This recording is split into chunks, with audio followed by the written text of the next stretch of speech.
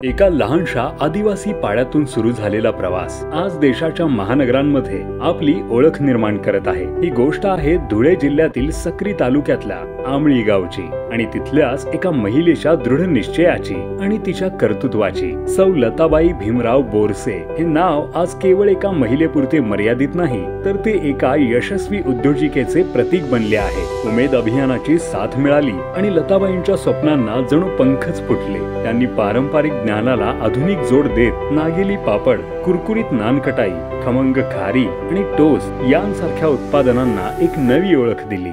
पहिले आमच्या गावात बचत गट नव्हते, तेव्हा शेतीतले कामे आणि घरातलेच कामे करत होतो। शेतीतले कामातून आम्हाला फक्त 100 किंवा 200 रुपये मिळत होते। 2020 साली उमेद अभियानाच्या वर्धांनी आमच्या गावात आल्या। त्या गावात फिरत असताना आमच्या वस्तीवर आल्या आणि त्यांनी आम्हाला उमेद अभियानाबद्दल माहिती दिली आणि त्यानंतर आम्ही महिलांनी बचत गट तयार करून उमेद अभियानात सहभाग घेतला। मग त्यांनी व्यवसायाचा विचार केला। आमच्या इकडे म्हणजे दुसरं काही नसतं, नागलीच जास्त पिकते, म्हणून नागलीवरून विचार केला काय बनवायचं असं। तेव्हा आमच्या इथे घरच्याच घरी पहिले लाडू बनवणे चालू केलं होतं। काजू बदामचे लाडू, खोबऱ्याचे लाडू, नंतर मशरूमचे लाडू, कुकीज असं बनवत होतो। आणि आम्हाला उमेद कडून 1.5 लाखचे पहिले कर्ज भेटले, नंतर 3 लाखाचे भेटले आम्हाला, नंतर CF म्हणून 60,000 रुपये भेटले। त्यातून आम्ही मशिनरी पण आणले आणि त्या मशिनरी पासून आम्ही खारी बनवतो, माखणी बनवतो, टोस्ट बनवतो, नानखटाई, जिरा पावे, कुकीज इतके प्रोडक्ट आमच्या इथे बनवतो आम्ही। या व्यवसायात आमच्या इथे 15 महिला आहे आणि इथे आमच्या गावातल्या महिला